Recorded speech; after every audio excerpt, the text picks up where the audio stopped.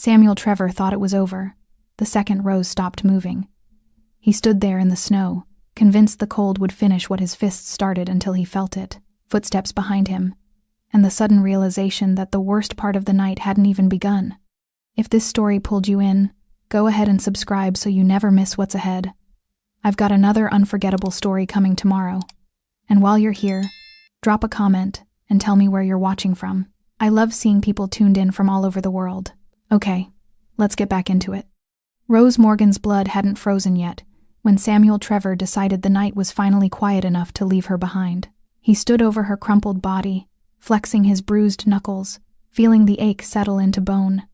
The deserted highway stretched endlessly in both directions, no headlights, no witnesses, just snow and darkness, and the kind of silence that makes men believe they're untouchable. Should have just let it go, Samuel muttered, though Rose couldn't hear him anymore.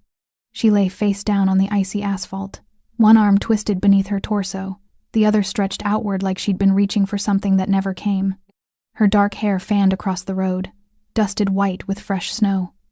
Blood pooled near her temple where her skull had cracked against the ground, dark against pale skin, steam rising in the frigid air. Samuel crouched beside her, pressing 2 fingers against her neck. The pulse was there, weak, thready, barely clinging. Good enough. He straightened, wiping his hands on his jeans, his breath fogged in sharp bursts. The cold bit through his leather jacket, but he barely felt it.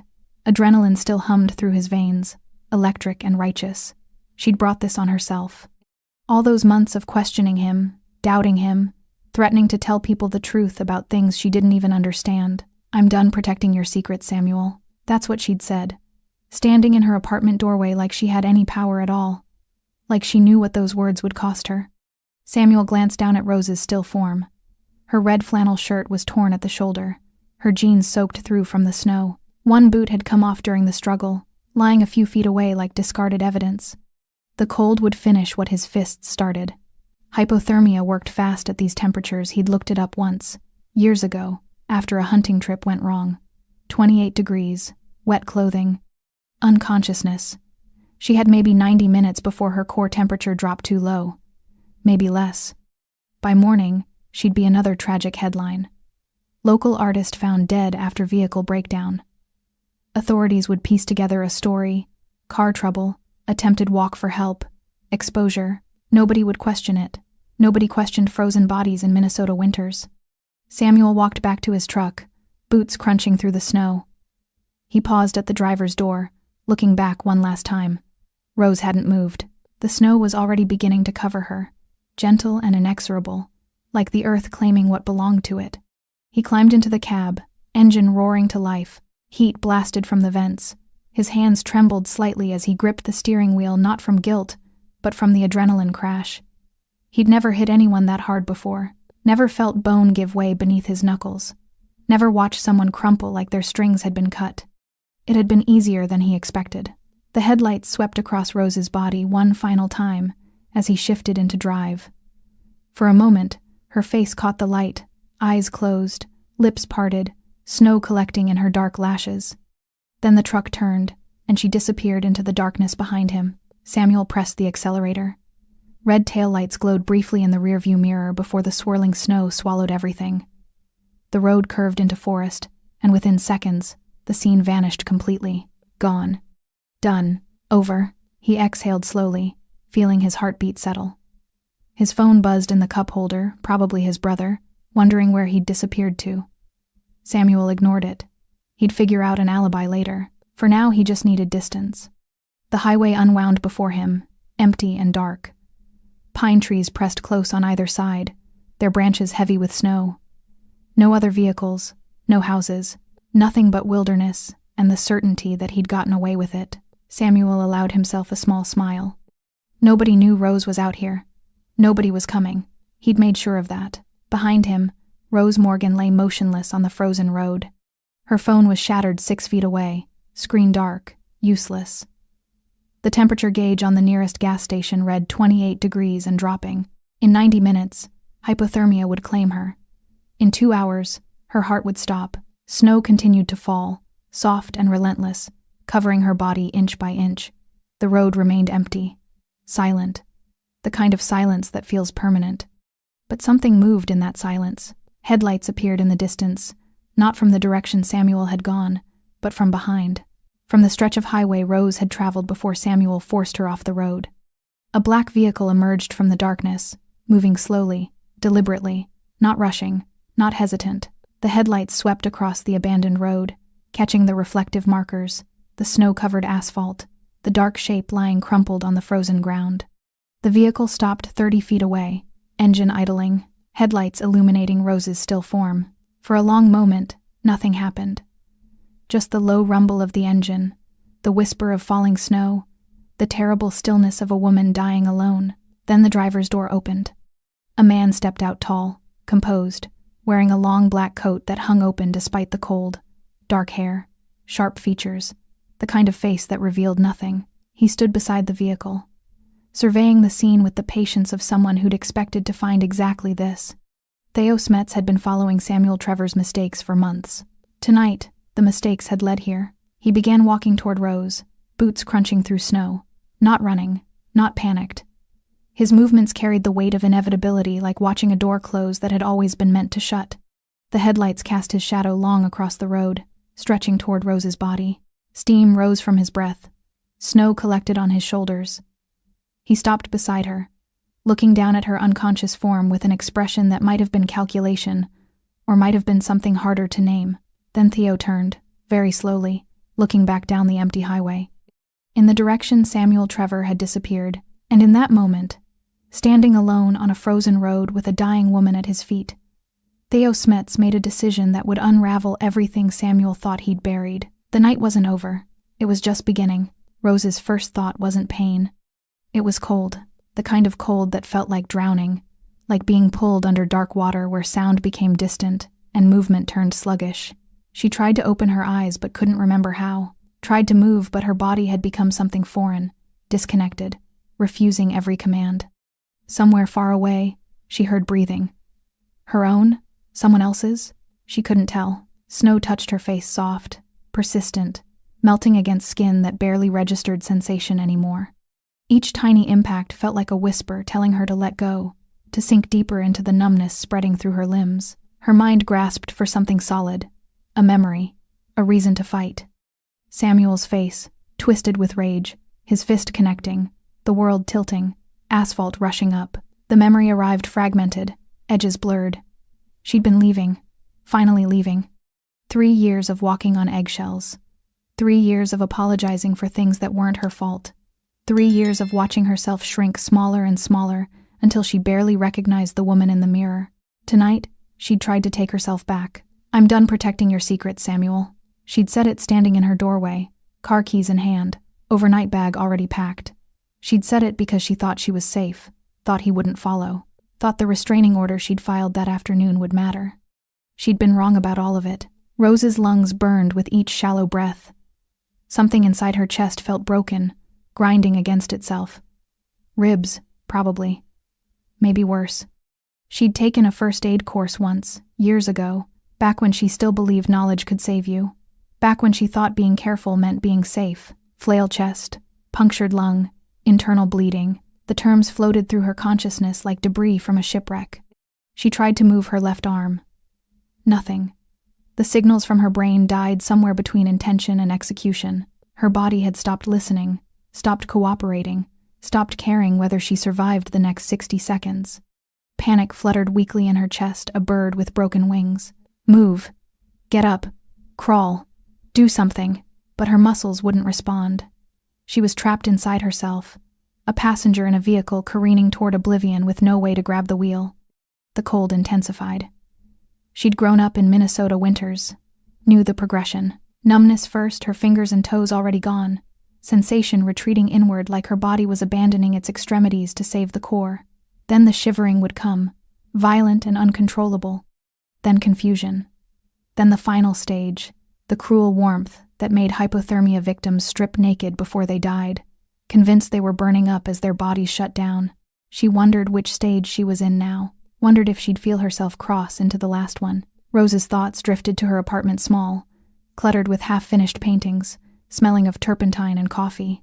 She'd been working on a series about metamorphosis, butterflies emerging from cocoons.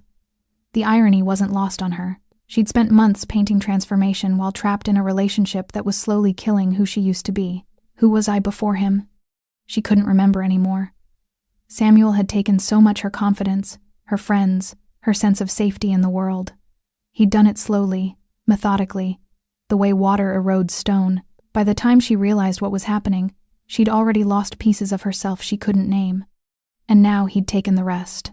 Somewhere in the distance, a sound, an engine maybe, or whined through trees. Rose's fading consciousness couldn't distinguish between real and imagined anymore. Everything blurred together, memory and sensation, past and present, fear and acceptance. She thought about her mother, dead for 15 years. Wondered if this was how it felt at the end, this strange peace settling over terror. Her mother had gone quietly, cancer stealing her breath inch by inch, until there was nothing left to take. "I'm sorry, Mom. I should have been stronger."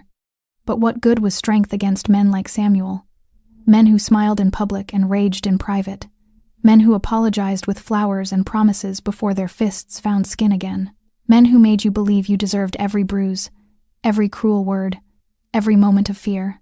Rose had tried to be strong, tried to leave 6 times before tonight. Each time, he'd found a way to pull her back. Threats, tears, promises of change that lasted exactly long enough for her to unpack her bags. This time she hadn't told him she was leaving, hadn't given him the chance to manipulate or threaten. She'd filed the restraining order, packed her car, and driven. He'd found her anyway, because men like Samuel always did. Her breathing grew shallower. The pain in her side dulled into something almost bearable, not because it had lessened, but because her body was running out of ways to register suffering. Everything was shutting down, systems failing one by one, like lights going dark in a house nobody lived in anymore. "This is how I die," Rose thought distantly, alone on a frozen road because I finally tried to save myself. The injustice of it should have made her angry, should have ignited some spark of rage, some final burst of will to survive. But she was so tired, tired of fighting, tired of being afraid, tired of carrying the weight of Samuel's violence like it was something she'd earned. Maybe it was easier to let go. Maybe the cold was a mercy. Snow accumulated on her eyelashes, her hair, the corner of her mouth. Her breath came in barely, their whispers. The road stretched empty and endless, and Rose Morgan felt herself slipping away from it, from everything, into darkness that promised an end to hurting. Then, footsteps, close, real, crunching through snow with deliberate weight, not running, not panicked. Rose's dying consciousness registered the sound but couldn't process its meaning, couldn't separate hope from hallucination. Her brain was shutting down, inventing comfort where none existed. The footsteps stopped. Someone knelt beside her. And in that moment between life and death, Rose Morgan sensed something impossible. She wasn't alone anymore. Theo Smets didn't believe in coincidence. He believed in patterns, in consequences, in the inevitable collision between actions taken and debts owed. He believed that men like Samuel Trevor always left trails sloppy, arrogant trails because they never imagined anyone was watching closely enough to follow. Samuel had been wrong about that. Theo knelt beside Rose Morgan's unconscious body, his coat brushing snow-covered asphalt. Up close, the damage was worse than he'd expected. Her face was swollen on the left side, purple bruising already blooming across her cheekbone. Blood had dried in her dark hair, matting it against her skull. Her breathing was shallow, irregular, the kind of breathing that preceded not breathing at all. He pressed 2 fingers against her neck. Pulse weak but present. Core temperature dropping fast. Maybe 30 minutes before irreversible damage. Maybe less. Theo's jaw tightened. He'd been tracking Samuel for 3 months, watching, documenting, waiting for the right moment to collect what was owed. Samuel had been stealing from people. Theo protected, skimming money from accounts he thought were invisible, telling lies to dangerous men who didn't forgive being made fools of. Small crimes that added up to significant debt. But this Theo looked down at Rose's broken form. This was different. This wasn't about money or business or the careful mathematics of underworld justice. This was rage. This was personal. This was a man who'd lost control and left a woman to freeze because he was too much of a coward to face what he'd done. Theo stood slowly, surveying the scene with professional detachment. Rose's shattered phone, the single boot lying separate from her body, the tire tracks where Samuel's truck had turned around. The story wrote itself clearly for anyone trained to read violence. Samuel hadn't planned this. The location was wrong, too exposed, too close to the main highway. This was improvisation born of anger, not calculation. Which meant Samuel was panicking, which meant he'd make more mistakes. Good. Theo walked back to his vehicle, boots leaving deep prints in fresh snow. The black sedan idled quietly, headlights still illuminating Rose's body like a stage spotlight. He opened the rear door, retrieved his phone, and made a call. It was answered on the first ring. "I need a medical team," Theo said without preamble. "Discreet. Head trauma, possible internal injuries, severe hypothermia, 20 minutes from my location or she doesn't make it." The voice on the other end asked no questions. Coordinates were given. ETA confirmed. Theo ended the call and made a second one. "Find Samuel Trevor," he said. "Don't approach. Just watch. I want to know everywhere he goes, everyone he talks to, every mistake he makes between now and sunrise." He hung up before waiting for acknowledgement. Theo returned to Rose's side, removed his coat, and laid it carefully over her body. The gesture was practical body heat retention, slowing hypothermia, but something in the way he arranged it, ensuring her face was covered from the falling snow, suggested a consideration that went beyond mere pragmatism. For several moments, he simply stood there, hands in his pockets, watching her labored breathing. Snow collected on his shoulders, his dark hair, the sharp angles of his face. The cold didn't seem to touch him. He stood like a man accustomed to waiting in places others fled from. Rose stirred slightly, not waking, but some deep survival instinct causing her body to shift. A soft sound escaped her throat, something between a whimper and a sigh. Her fingers twitched beneath Theo's coat. "Easy," Theo said quietly, though he knew she couldn't hear him. "Help is coming." He checked his watch. 17 minutes until the medical team arrived. 17 minutes to keep her alive. Theo crouched again, this time gently repositioning her head to keep her airway open. His hands were steady, efficient, the movements of someone who'd dealt with trauma before. He checked her pupils with a small flashlight from his pocket, sluggish response, but responsive. Checked her breathing too shallow, checked the blood on her temple clotting, but the injury beneath was significant. She needed a hospital, proper medical care, warmth and time, and things Theo couldn't provide alone on a frozen road. But hospitals meant police. Police meant questions. Questions meant investigations that could expose connections Theo preferred to keep buried. He'd have to work around that. Movement caught his attention, headlights in the distance, approaching from the south. Theo's hand moved instinctively toward his waist, then relaxed. The vehicle slowed as it neared, a pickup truck with rusted panels and a cautious driver. It rolled to a stop 30 feet away. An older man climbed out, wearing a heavy coat and confusion. "Everything okay here?" Theo stood, positioning himself between the stranger and Rose. "Car accident. Help is already on the way." The man squinted through the snow, trying to see past Theo. "That girl looks hurt. Maybe I should." "Your help isn't needed." Theo's voice remained level, but something in his tone, in the way he held himself, made the man take a step backward. "Right. Okay. Just trying to help. I understand. Drive safe." The man hesitated, looked once more toward Rose's concealed form, then climbed back into his truck. He drove away slowly, glancing in his rearview mirror until the darkness swallowed him. Theo waited until the taillights disappeared completely before returning his attention to Rose. 14 minutes. He knelt again, checking her pulse, weaker than before. Her lips were turning blue despite the coat covering her. Theo removed his suit jacket, added it to the layers over her body. His dress shirt offered little protection against the cold, but he didn't seem to notice. "Stay with me," he said, his voice quiet against the whisper of falling snow.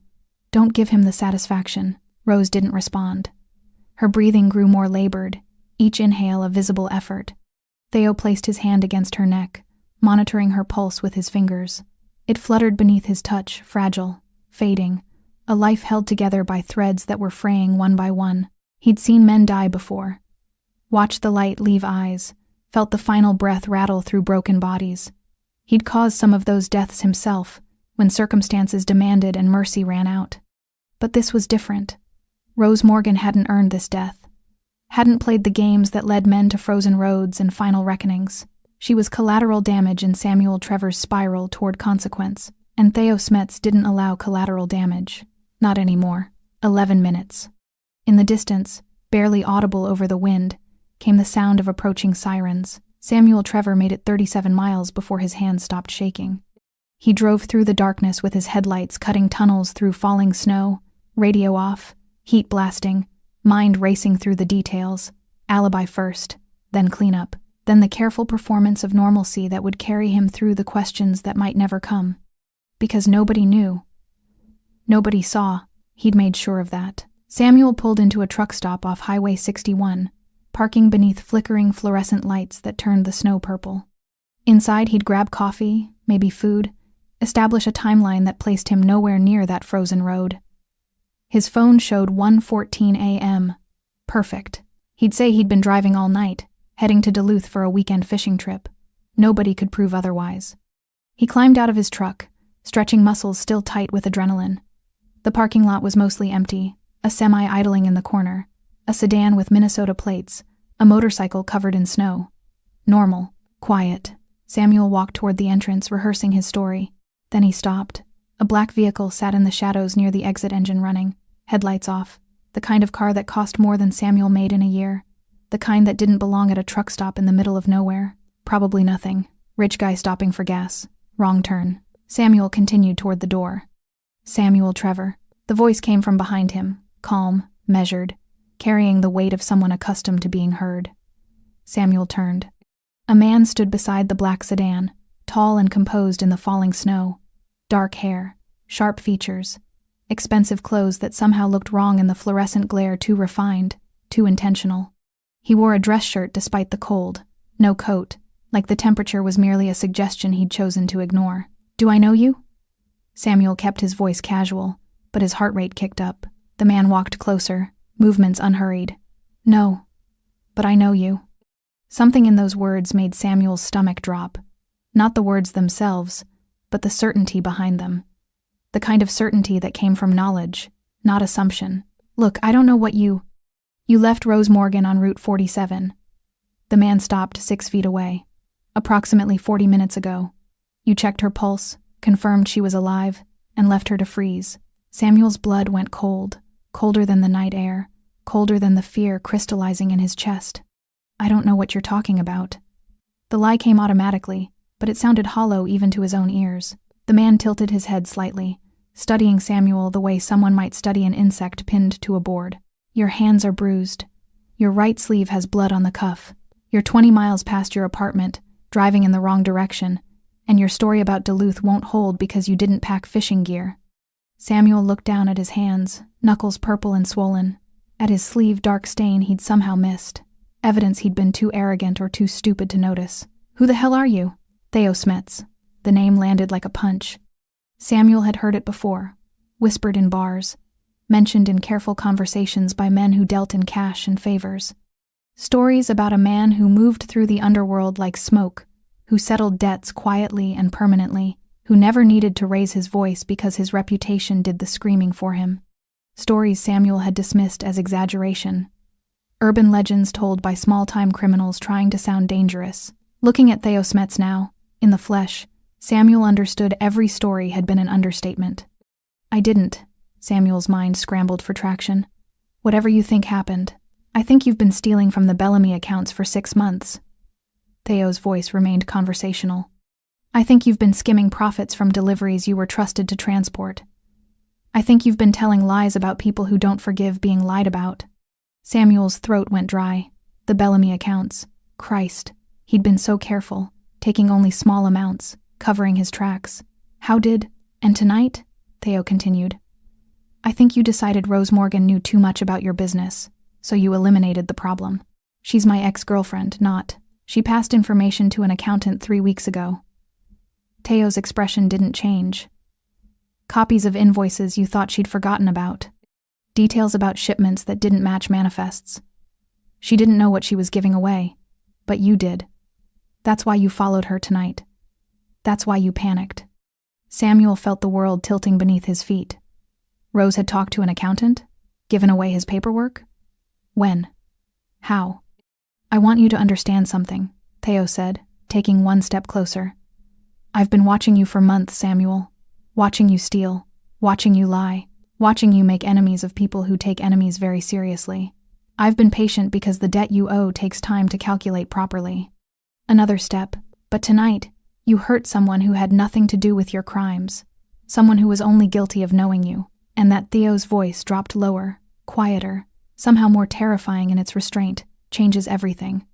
Samuel's hand moved toward his pocket keys, phone, anything but Theo's gaze stopped him cold. If you run, I'll find you before sunrise. If you call the police, I'll ensure they discover every crime you've committed since you turned 18. If you try to finish what you started with, Theo paused, letting the implication hang in the frozen air. You won't get close enough to try. What do you want? Samuel's voice cracked. I want you to understand that this story is over. Your version ends here. What happens next depends entirely on whether Rose Morgan lives or dies. Is she? Samuel stopped himself, but too late. Theo smiled, but it was the kind of smile that made Samuel's skin crawl. You're wondering if she's alive, if someone found her, if your mistake is reversible. He took one final step, close enough that Samuel could see the absolute coldness in his eyes. She's alive, Samuel, despite everything you did to make sure she wasn't, and now you're going to live with what comes next. Theo turned, walking back toward his vehicle with the same unhurried confidence he'd approached with. Where are you going? Samuel called out, his voice desperate. Theo opened his car door, looked back over his shoulder, to watch you understand what consequence feels like. Then he was gone, the black sedan pulling away into darkness, leaving Samuel Trevor standing alone under fluorescent lights with blood on his sleeve, and the weight of his mistakes finally catching up. The medical team arrived without sirens. 2 vehicles, a dark SUV and an unmarked van pulling onto the frozen road with practiced efficiency. 4 people emerged, 2 paramedics, a doctor, and someone Theo recognized as one of Dr. Keller's trauma specialists from the private clinic downtown. No questions asked, no paperwork. No official records that would trigger investigations, exactly as Theo had requested. How long? Dr. Keller knelt beside Rose, already assessing vitals with swift, practiced movements. 43 minutes since I found her, Theo said, pulse weakening, breathing shallow, core temperature critical.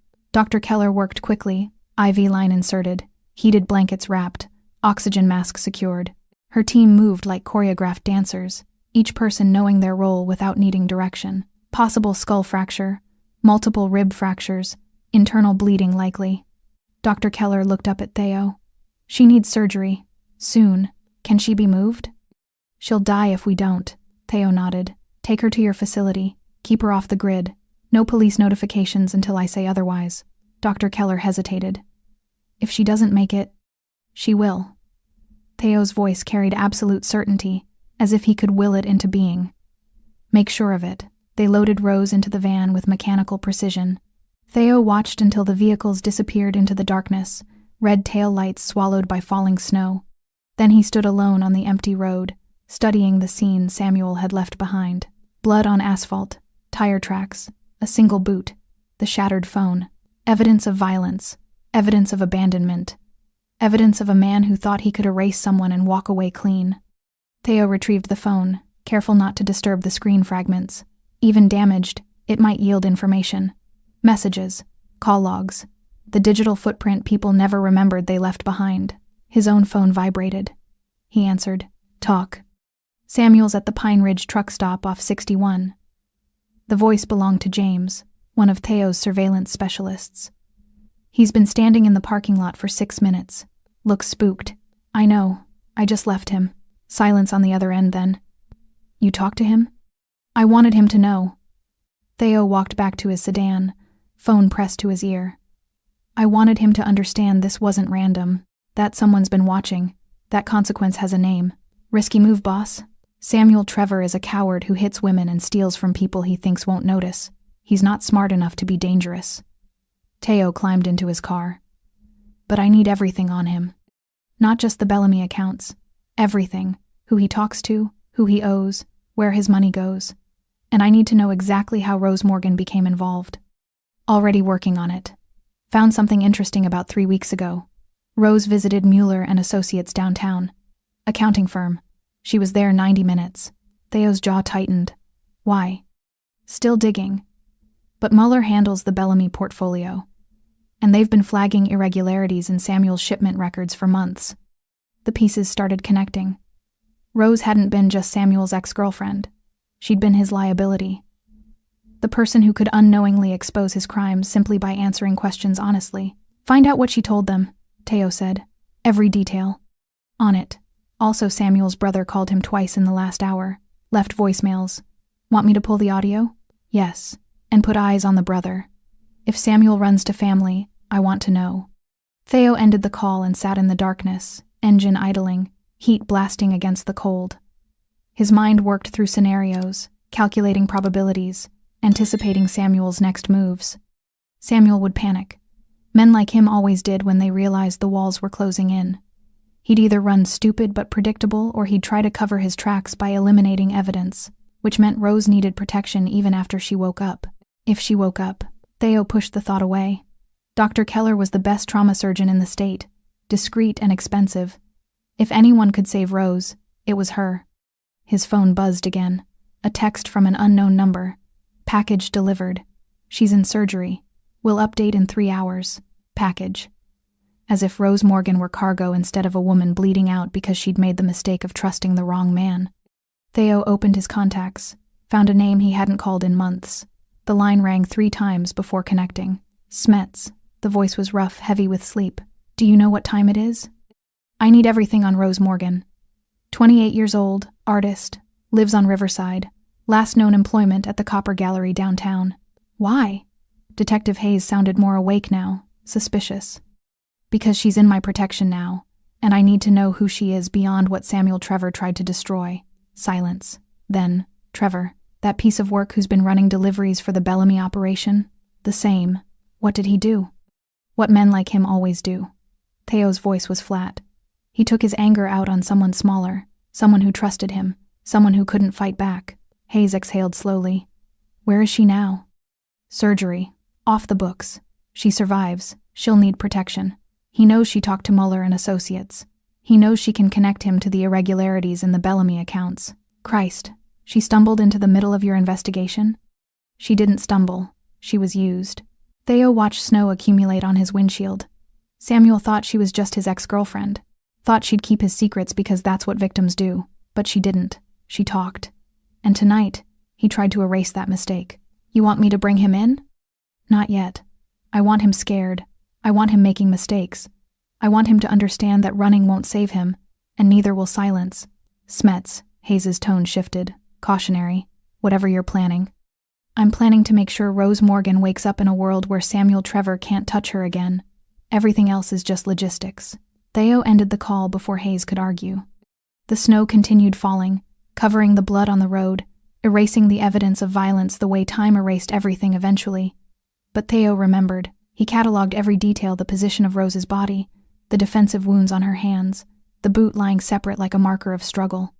Samuel had made this personal when he left her to die. Now Theo would show him what personal really meant. Samuel Trevor sat in his truck for 27 minutes before he found the courage to move.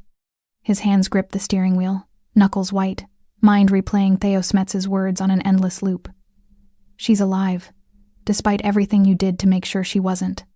Alive meant witnesses. Alive meant testimony. Alive meant every lie Samuel planned to tell would crumble the moment Rose opened her mouth. He needed to think, needed to fix this before it spiraled further out of control. Samuel pulled out his phone, stared at the screen, then put it away. Who could he call? His brother would ask too many questions. His friends were liabilities. The people he worked for, the Bellamy operation, they'd kill him themselves if they knew how badly he'd screwed up. He was alone with his mistakes, and they were multiplying faster than he could contain them. The smart move was to run. Empty his bank accounts, drive south, disappear into a city where nobody knew his name, start over, forget Rose, forget the Bellamy money, forget everything that had led to this frozen parking lot and the realization that he'd gambled his life on a hand he couldn't win. But running meant admitting defeat. Running meant Theo Smets won. Samuel's jaw clenched. He started the engine. Theo stood beside Route 47, exactly where Rose had fallen, waiting. The snow had stopped. The sky was clearing, revealing stars that turned the landscape into something almost beautiful if you could forget the violence that had happened here hours earlier. The blood was covered now, buried under fresh powder. By morning, there would be no visible trace of what Samuel had done, but Theo didn't need visible traces. He checked his watch. 3:47 a. Samuel had left the truck stop 18 minutes ago, driving east. James was tracking him remotely, watching his movements through GPS and traffic cameras, feeding coordinates to Theo in real-time updates. Samuel's heading back toward the city. Speed increasing. He's running. Theo's phone buzzed with the message. He smiled without humor. Not running. Not yet. Samuel was the kind of man who needed to see something, to confirm it with his own eyes, before he believed it was real. He'd come back to the road. He'd check whether Rose's body was still there, whether evidence remained, whether the story he'd tried to write had actually ended. Theo knew men like Samuel, knew their patterns, knew how predictability made them easy to corner. Another text. He's turning onto 47, heading your direction. Perfect. Theo walked back to his sedan, killed the headlights, and positioned the vehicle across the road, not blocking it entirely, but creating an obstacle impossible to ignore. Then he stepped out and waited in the shadows, letting the darkness swallow him. 3 minutes later, headlights appeared in the distance. Samuel's truck approached slowly, cautiously. He slowed further when he saw the sedan, coming to a full stop 50 feet away. The engine idled. Samuel didn't get out. Theo stepped into the road, illuminated by the truck's headlights. Samuel's brake lights flared brighter, fight-or-flight instinct kicking in. Then the driver's door opened. Samuel climbed out, trying to look confident, trying to reclaim some illusion of control. "You following me now?" Samuel called out, voice carrying false bravado. "No, I'm waiting for you." Theo walked closer. "I knew you'd come back. Men like you always do. You need to see the scene. Need to confirm the story ended the way you wanted." Samuel's hands clenched into fists.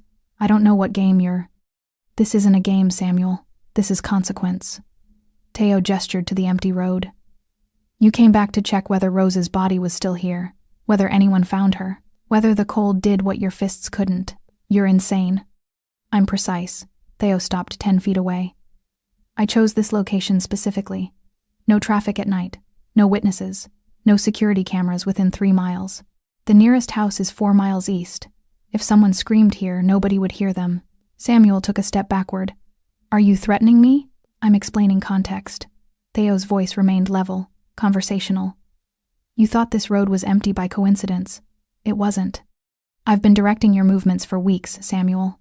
The jobs you took, the routes you drove, the people you trusted, all of it calculated to bring you here, to this moment, where you finally understand how thoroughly you've been outmaneuvered." The color drained from Samuel's face. "That's not possible." "The delivery to Cloquet 2 weeks ago? I arranged it. The late-night pickup last Thursday? Mine. The accountant Rose visited?" Theo smiled coldly. "I sent her there. Gave her just enough information to ask the right questions without understanding why." Samuel staggered slightly, as if the ground beneath him had shifted. "You used her. I protected her. There's a difference." Theo's expression hardened. "You were stealing from people who don't forgive theft. I needed proof. Rose provided it without knowing. She was safe until you made her a target.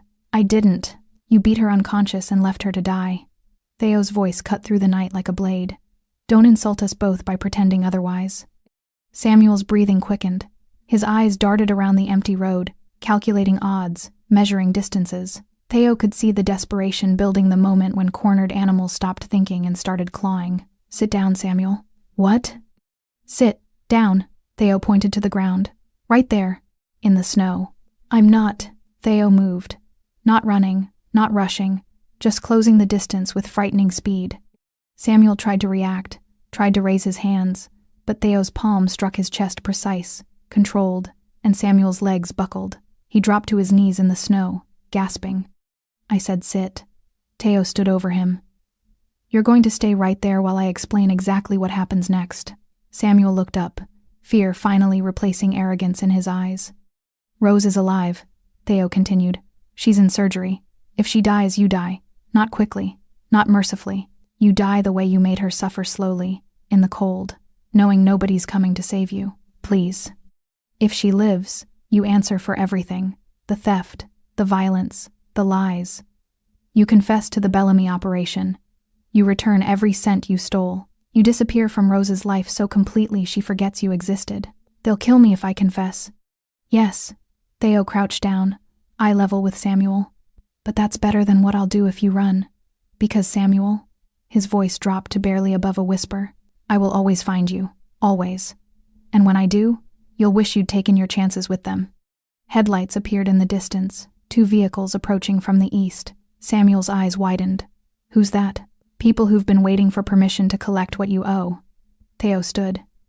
This is the moment, Samuel. The moment you decide whether you die a coward or whether you face what you've earned. The vehicle stopped. Doors opened. 3 men emerged, large, silent, purposeful. Samuel looked up at Theo, all pretense finally stripped away. What did you do? I balanced the scales. Theo walked toward his sedan. Everything else is just gravity.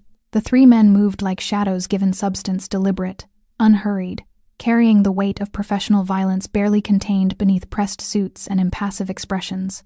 Samuel recognized one of them, Victor Bellamy's enforcer, the man who handled problems too delicate for police involvement. Problems like theft, like betrayal, like loose ends that talk too much. Samuel tried to stand, but his legs wouldn't cooperate. Fear had locked his muscles, turned his bones to water. Wait, Theo. Please, we can work this out.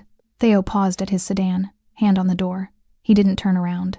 You had months to work it out, Samuel. Every day you stole, every lie you told, every time you chose cowardice over accountability, those were opportunities. You spent them all. I'll confess. I'll tell them everything. I'll return the money. Yes, you will. Theo finally looked back, his face illuminated by the sedan's interior light. But not because I'm giving you a choice, because it's the only path left that doesn't end with your body feeding the woods before sunrise. The enforcer, a broad man with Slavic features and hands like concrete blocks, stopped in front of Samuel. He didn't speak, didn't need to. His presence said everything words couldn't. Samuel's breath came in ragged gasps. This isn't fair. Fair? For the first time, emotion cracked through Theo's controlled facade. You beat a woman unconscious, left her bleeding in the snow, hoped the cold would erase your mistakes like she was nothing more than an inconvenient witness. And you want to talk about fair? Theo walked back toward Samuel, each step measured, controlled, dangerous. The 3 men parted to let him through.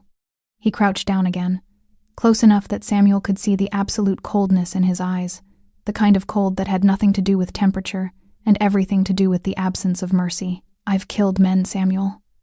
Men who deserved it less than you do. Men who made cleaner mistakes, who showed more courage, who faced their consequences without begging.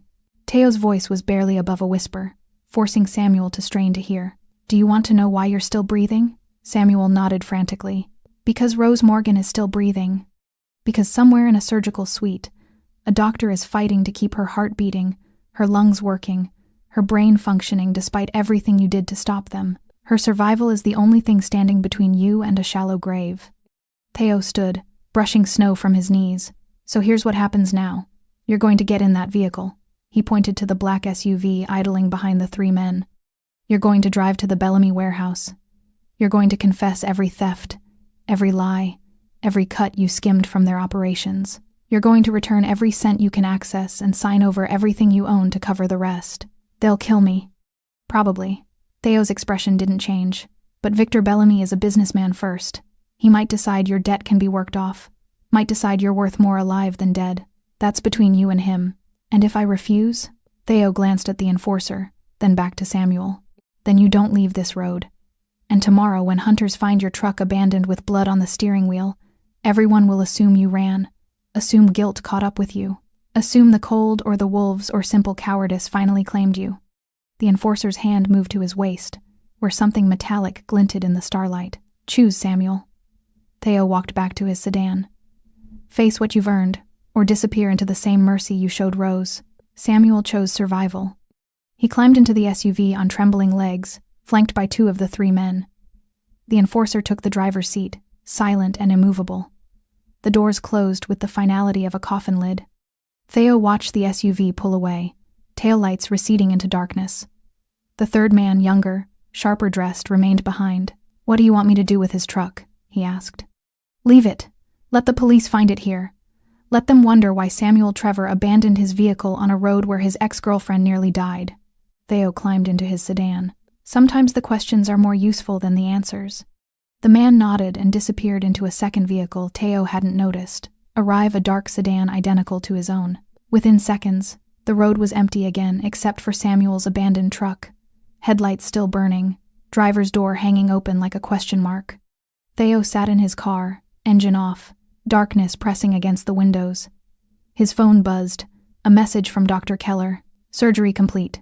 Critical but stable. Next 48 hours will determine recovery. Critical but stable. Medical terminology for not dead yet. Theo closed his eyes, feeling the tension he'd been carrying finally catch up with him. He'd been running on calculated fury for hours, moving pieces across a board only he could see, orchestrating consequences with surgical precision. But now, in the silence, he allowed himself one moment of something that might have been concern. Rose Morgan hadn't asked to be involved in his investigation, hadn't volunteered to become bait for Samuel's panic. She was collateral in a war between criminals, an innocent caught in machinery designed to grind people like her into dust, and yet she'd survived. Despite Samuel's fists, despite the cold, despite the odds stacked against her by geography and timing and the simple cruelty of men who thought violence solved problems, she'd survived because Theo had been watching, because he'd anticipated Samuel's breaking point, because he'd positioned himself exactly where consequence needed to arrive. But that didn't erase his responsibility, didn't change the fact that his investigation had painted a target on Rose's back, didn't absolve him of the role he'd played in bringing her to that frozen road. Another message from Dr. Keller. She's asking for someone. Disoriented but conscious. Needs familiar face. Theo stared at the text. Rose didn't know him. Wouldn't recognize his face or voice. Wouldn't understand why a stranger in expensive clothes sat beside her hospital bed making promises about safety. He typed a reply. Contact her emergency contacts. Family, friends, anyone she trusts. The response came quickly. Already tried. Parents deceased. No siblings. Friends not answering at 4 a.m. You're all she has right now. Theo sat with that information, feeling its weight. Rose Morgan isolated by Samuel's abuse, disconnected from support systems, alone in the world except for the man who'd used her as an unwitting informant. He started his engine. The drive to Dr. Keller's private clinic took 23 minutes. Theo spent them composing explanations that felt inadequate. How do you tell someone they nearly died because you needed evidence? How do you apologize for consequences you'd anticipated but failed to prevent? You don't, Theo realized. You just make sure it never happens again. He pulled into the clinic's underground garage, parked, and walked toward the elevator that would take him to Rose Morgan's room, toward the woman whose survival had saved Samuel Trevor's life, toward the woman Theo had promised to protect.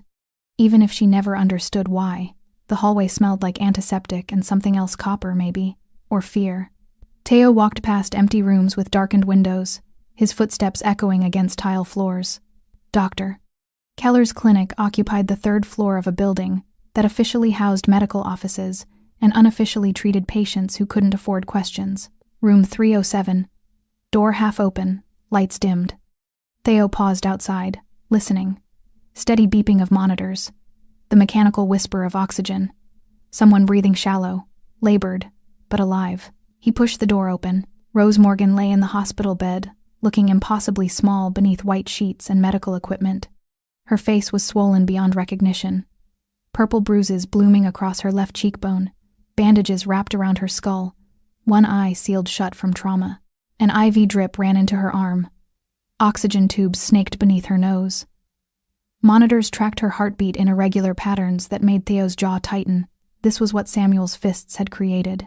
This was the consequence of rage given permission to destroy. Dr. Keller stood beside the bed, reviewing charts. She looked up when Theo entered, exhaustion written across her features. She's stable. For now. Prognosis? Skull fracture, grade 2 concussion, 4 broken ribs, punctured lung, severe hypothermia. Doctor. Keller rattled off injuries like grocery items. I've repaired what I could. The rest depends on her. Whether she fights, whether her body decides survival is worth the effort. Theo moved closer to the bed, studying Rose's battered face. You said she was conscious. Briefly, disoriented. She asked where she was, who hurt her, whether she was safe. Dr. Keller paused. Then she asked if Samuel was coming back. Something cold settled in Theo's chest. Even unconscious, even broken, Rose's first fear was the man who'd put her here. What did you tell her? That she was safe, that no one could reach her here. Dr. Keller closed the chart. I didn't mention you. Didn't know how to explain a stranger orchestrating her protection. Good. Theo pulled a chair beside the bed, sat down. When she wakes again, I'll explain. Will you tell her the truth? Some of it. Dr. Keller watched him for a long moment. You feel responsible. It wasn't a question. Theo didn't answer. She would have died without your intervention. Dr. Keller continued. The hypothermia alone another 15 minutes, and her core temperature would have dropped past recovery. You saved her life, Smets. I painted the target. Theo's voice was flat. Samuel attacked her because she unknowingly gave me information. Because I manipulated her into becoming useful. Because I needed evidence more than I needed her safety. You couldn't have known he'd snap. I knew what kind of man he was. I knew his history with her. I knew men like Samuel don't let go quietly. Theo leaned forward, elbows on knees. I calculated the risk and decided it was acceptable. I was wrong. The monitors beeped steadily, filling the silence between them. Rose stirred small movement, barely perceptible. Her unbandaged eye fluttered open, unfocused, struggling to make sense of ceiling tiles and fluorescent lights. Her lips moved, trying to form words around the oxygen tubes. Theo stood immediately. Rose, you're safe. You're in a medical facility. Her eye tracked toward his voice, vision clearing slowly. She stared at him, confusion mixing with fear, mixing with something that might have been recognition, though they'd never met. Who? Her voice was barely a whisper, damaged by cold and trauma. My name is Theo Smets. I found you on Route 47. You were hurt. I brought you here. Rose's breathing quickened. The monitors responded, heart rate climbing. Samuel. Isn't coming. Can't come. You're protected. She tried to sit up, failed, gasped at the pain that movement triggered. Theo placed a gentle hand on her shoulder, keeping her still. Don't move. You have broken ribs, punctured lung. Moving will make it worse. Tears leaked from her open eye, tracking down bruised skin. He found me. I tried to leave, and he found me. I know, he said. Rose's voice cracked. He said no one would come, that I'd freeze, that it was my fault for talking too much. He lied. Theo's voice was steady, anchoring. Someone did come. I came, and you didn't freeze. You survived. Rose stared at him, trying to process information through pain and medication and trauma. Why? Why would you? How did you even? Because I was already watching Samuel, following his mistakes, documenting his crimes. You became involved accidentally, and I failed to protect you from the consequences. Theo met her gaze directly. I'm sorry. The apology seemed to surprise her more than anything else. She blinked, fresh tears spilling. You don't even know me. No, but I know what he did to you. And I know you don't deserve to die for being brave enough to leave a man who hurt you. Rose's monitor betrayed her emotional state, heart rate spiking, breath coming faster. Dr. Keller moved to adjust medication, but Theo held up a hand, stopping her. Rose, listen to me. Samuel Trevor is gone. He's answering for everything he's done to you, to others, to people he stole from. He won't touch you again, won't come near you again. That part of your life is over. You can't promise that.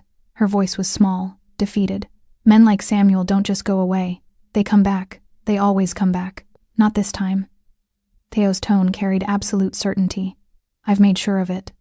Rose studied his face, the sharp features, the cold eyes that somehow held warmth when they looked at her, the expensive clothes that marked him as someone from a world she'd never touched. Who are you really? Someone who stops men like Samuel. That's not an answer. It's the only one that matters right now. Theo stood, preparing to leave. Rest. Heal. When you're stronger, I'll explain everything. Wait. Rose's hand moved weakly, reaching toward him. Don't leave. Please. I don't want to be alone. Theo paused, looking down at her broken body, her terrified eyes, her desperate need for someone to anchor her in a world that had tried to erase her. He sat back down. I'll stay. Rose's good eye closed, relief washing over her battered face. Thank you. The monitors settled into steadier rhythms. Dr. Keller dimmed the lights further, giving them privacy. Theo sat in the chair beside Rose's bed, silent sentinel in the darkness, watching her breathe. She drifted between consciousness and sleep, sometimes murmuring words he couldn't quite hear, sometimes crying softly without waking. Each time her breathing quickened with nightmares. Theo spoke quietly, assurances she probably couldn't process, but that seemed to calm her nonetheless. Hours passed. Dawn approached, turning the windows from black to gray. Rose woke fully as pale light filtered through blinds. She turned her head carefully this time, mindful of injuries, and found Teo still sitting beside her bed. "You stayed," she whispered. "I said I would. Most people don't mean it." "I'm not most people." Rose almost smiled, but the movement pulled at damaged tissue and she winced instead. "I can tell." Theo's phone buzzed. He glanced at it, read the message, and some tension left his shoulders. He looked back at Rose. Samuel confessed. Everything. The theft, the assault, all of it. He's in custody. The people he stole from are handling his consequences. Will he go to prison? Eventually, after other debts are paid. Rose absorbed that information silently. Then, "Did you hurt him? For what he did to me?" "No." "Why not?" "Because hurting him wouldn't heal you." Theo stood, straightening his shirt. "Revenge is satisfying for about 60 seconds. Then you're left with the same scars and a new weight to carry. I wanted you to have neither." Rose stared at him like he was speaking a foreign language. "I don't understand you." "You don't have to. You just have to trust that when I say you're safe, I mean it." "I do." The words surprised them both. Rose looked as confused by her own certainty as Theo felt hearing it. "I don't know why, but I do."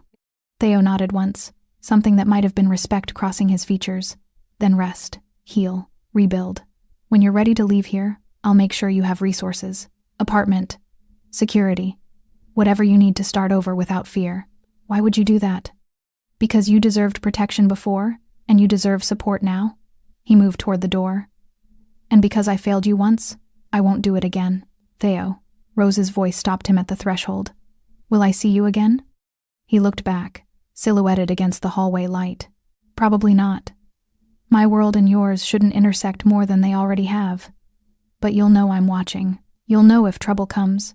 Someone will handle it before it reaches you. That's a lonely way to protect people." "Yes," Theo agreed quietly. "It is." Then he was gone, door closing softly behind him, leaving Rose Morgan alone with her injuries and her monitors, and the strange comfort of knowing a dangerous man had decided she was worth saving. Rose spent 8 days in Dr. Keller's clinic before she was strong enough to walk unassisted.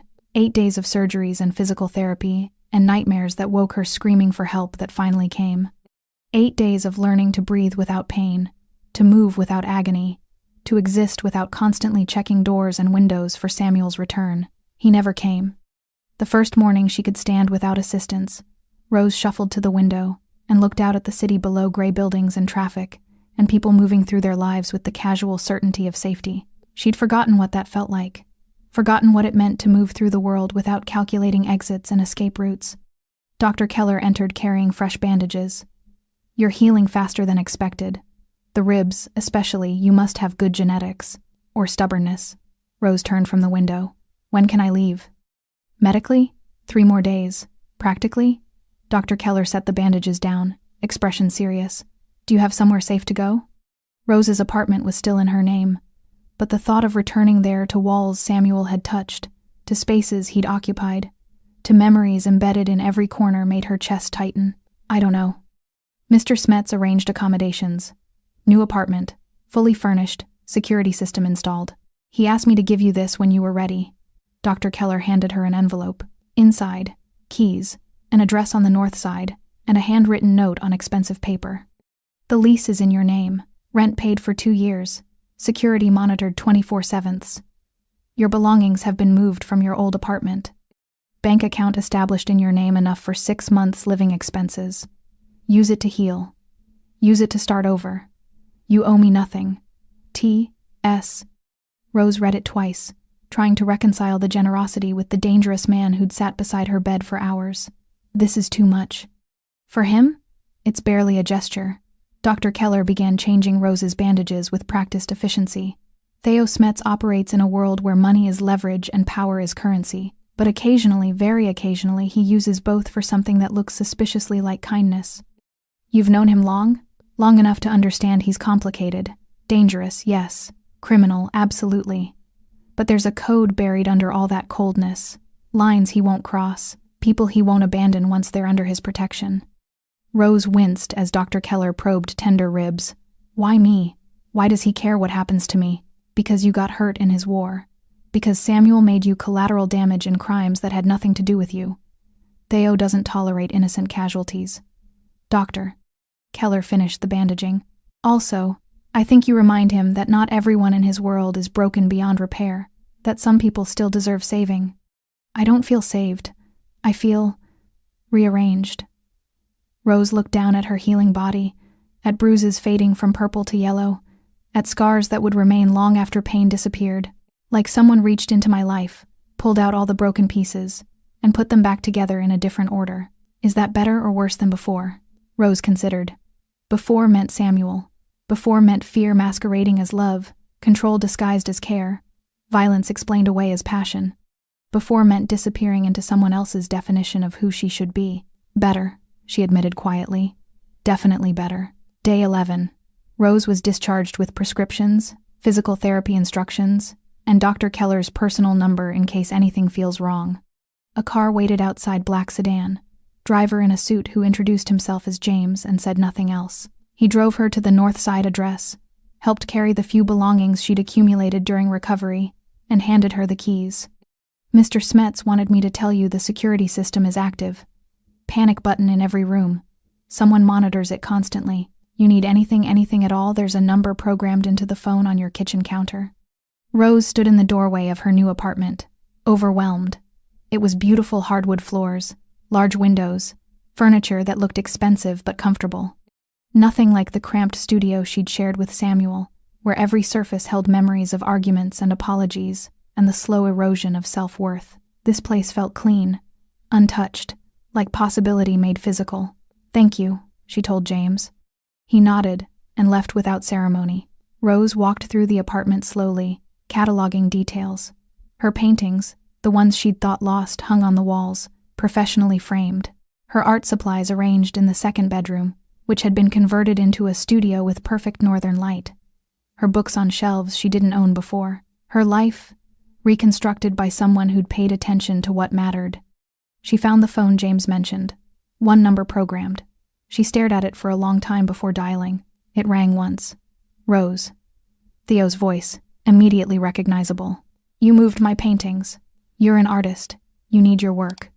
You framed them. These frames cost more than I made in 6 months. Art should be presented properly. A pause. Are you settling in? Rose looked around her new apartment, her new life, feeling gratitude and confusion warring inside her chest. Why are you doing this? The apartment, the money, the protection? You don't owe me anything. I owe you everything. Theo's voice was quiet. You nearly died because I used you without permission. Because I needed what you knew more than I protected what you were. That debt doesn't disappear because I wrote a check. So this is guilt? This is accountability. Rose sat down on the unfamiliar couch in her unfamiliar apartment. What happened to Samuel? He confessed. Repaid what he stole. Currently serving the rest of his debt in ways that don't concern you. Is he alive? For now. Whether he stays that way depends on choices he makes going forward. Good. Rose surprised herself with the venom in her voice. Then, softer. Will you visit? Check on me? No. The word landed like a door closing. Rose felt something crack in her chest, not heartbreak, but disappointment. Why not? Because my presence in your life is dangerous. Because people who know me become targets for people who hate me. Because you deserve safety more than you deserve my company.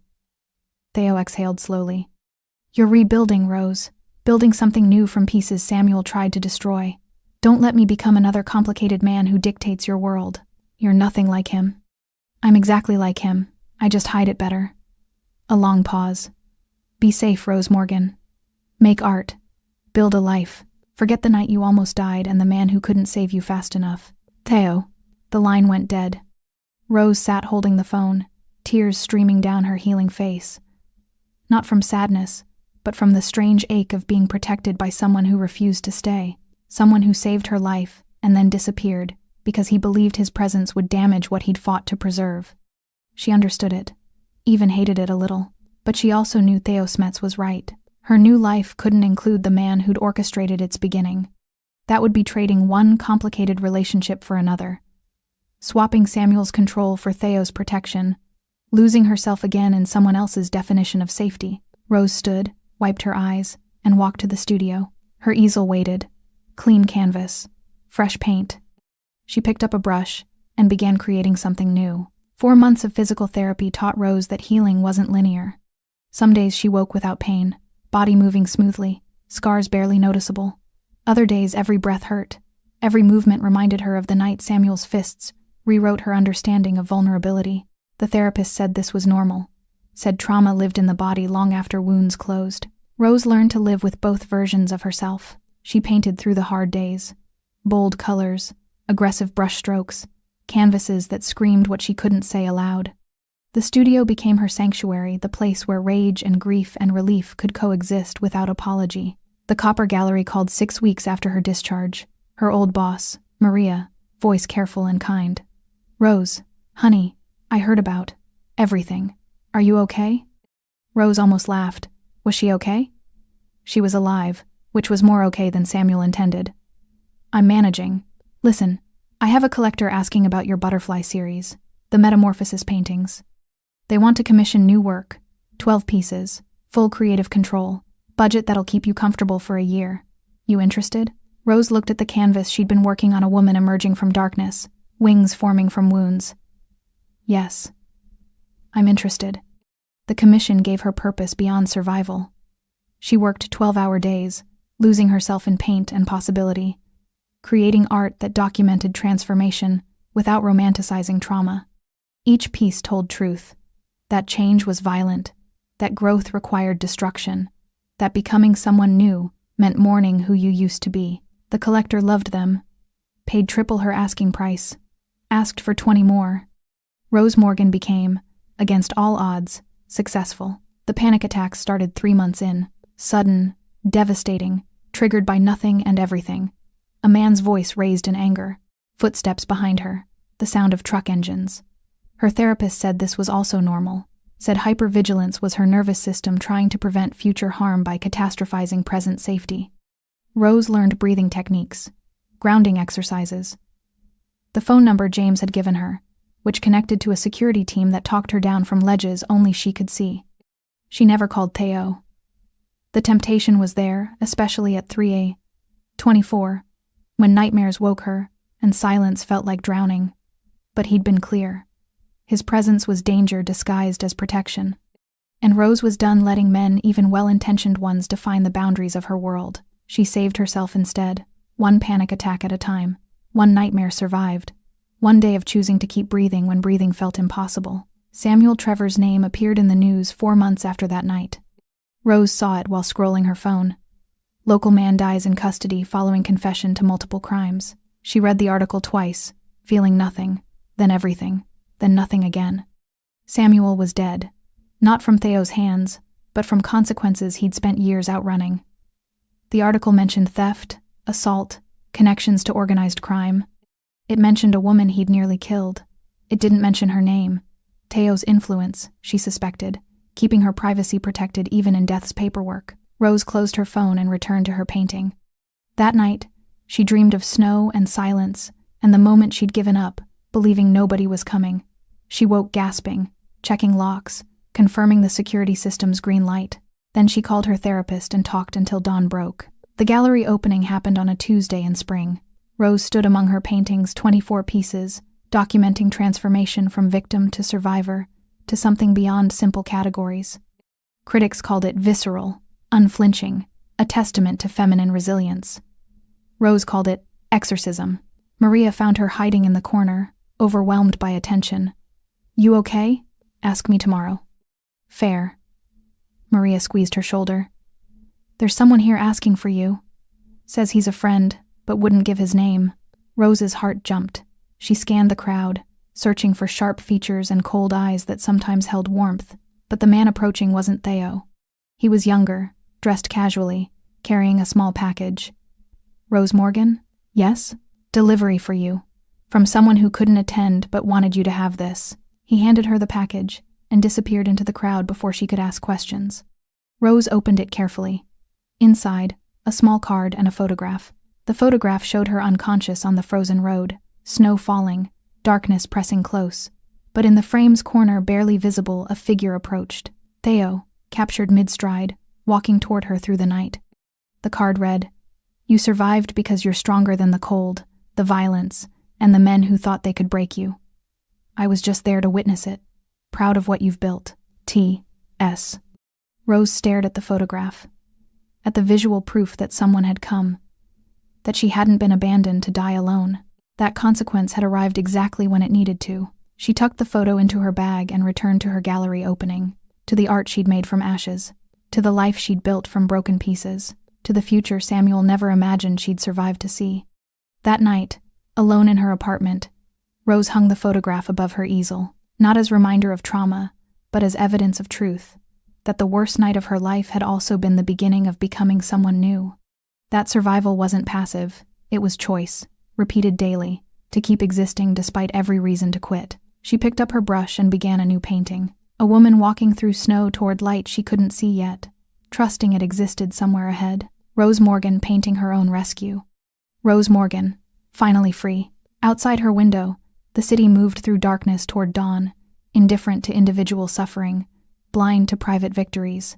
But in that small apartment on the north side, protected by systems she didn't fully understand and funded by a man she'd never see again, Rose Morgan created art that screamed a truth Samuel Trevor had tried to silence. Some people think the past stays buried, others learn it walks quietly behind them, and a few, the survivors, the fighters, the ones who refuse to disappear, they learn to walk faster. Thanks for sticking with this story until the very end. You're the reason these stories feel alive. If you're ready for another powerful journey, just tap the next video on your screen. And before you go, leave a quick comment and rate this story from 1 to 10. I'm excited to read your thoughts and connect with you in the comments.